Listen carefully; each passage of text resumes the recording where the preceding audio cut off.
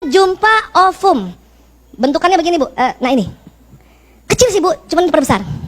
Ini dia sel induk nih. Sini sudah ada Nur Muhammad di setiap tubuh manusia. Nanti dia berbelah-belah. Makanya sel induk itu setelah berbelah-belah menjadi sel yang banyak. Ya, banyak. Ini teorinya ya. Kita nggak usah hafalin. Cuman saya mau bilang bahwa ini ada landasan ilmiahnya. Ya. Next lagi. Jadi ada dokter Korea yang mencoba ngambil sel induk jantung seseorang. Ya, ini jantung orang udah mau rusak, diambil sel induknya. Ya, lewat sum-sum tulang belakang. Itu susah banget loh, Bu. Nih stem cell dicari mana sel induknya. Baru dimasukin lagi. Bersihin, masukin lagi, ya.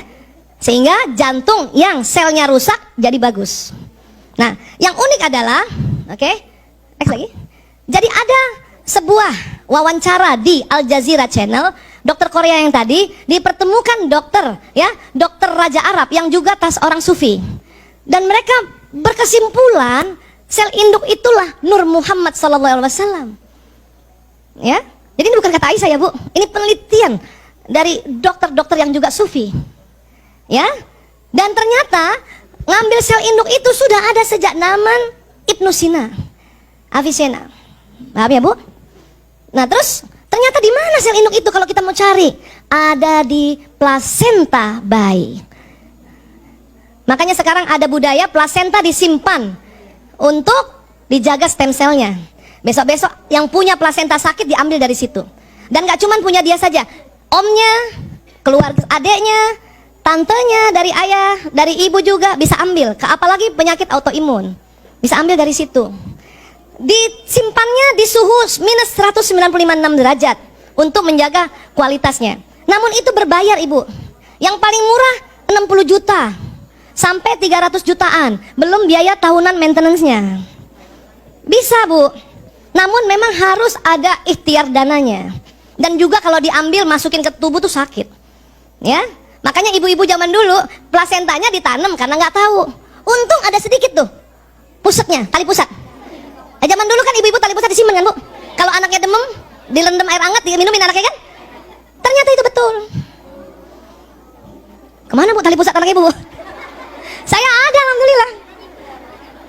Cuman ilmu ini belum punya dulu. Jadi waktu sakit tetap aja dikasih paracetamol. Ibu saya sudah bilang, rendam itu tali pusatnya anakmu. Ibu saya ada orang Makassar kan? Rendam itu tali pusatnya anakmu, kasih minum. Saya nggak paham, kenapa sih? Nah, baru sekarang.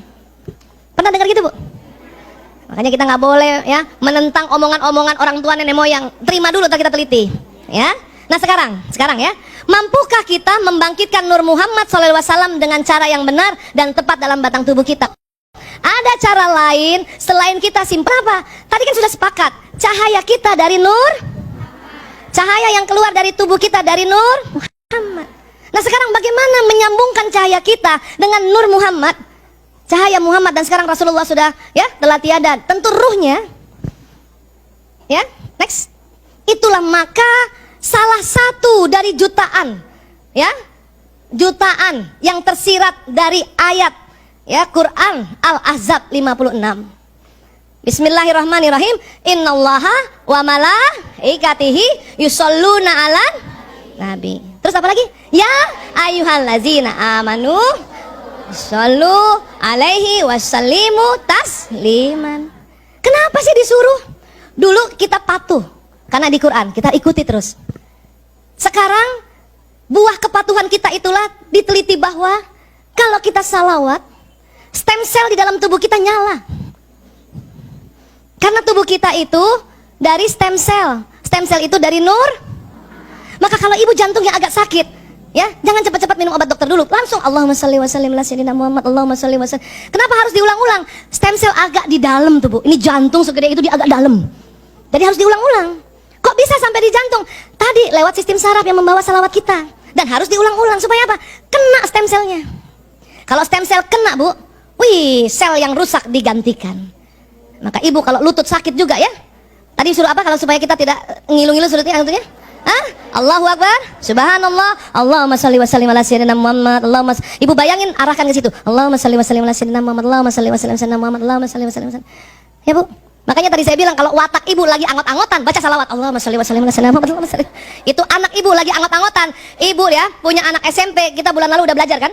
Nggak bisa sembarangan ngomong sama anak SMP kan? Mending ibu belai-belai kepalanya, pas dikena wataknya. Allahumma sholli wa sallim ala sayyidina Muhammad. Allahumma sholli wa sallim ala sayyidina Muhammad. Begitu. Jangan dikit-dikit nasihatin anak lewat mulut. Anak SMP lewat mulut, ya dia reject. Mending kita bacain salawat. Sini sayang, ibu aku sebel banget, sakit kepala ya. Sini ibu pijetin. Begitu juga suami kita. Kalau ibu disuruh minta pijet, dia kesempatan. Allahumma sholli wa sallim ala sayyidina Muhammad. Betul. Ya Allah. Ya Allah. Dan selain dia bekerja di tubuh kita, ibu, ya, cahaya kita karena dari Nur Muhammad, cahaya kita kan berpendar kan? Yang tugasnya membawa doa, membawa niat. Tapi pada saat ibu Allahumma sholli wa sallim ala sayyidina Muhammad, itu sinyal saya jumpa Rasulullah.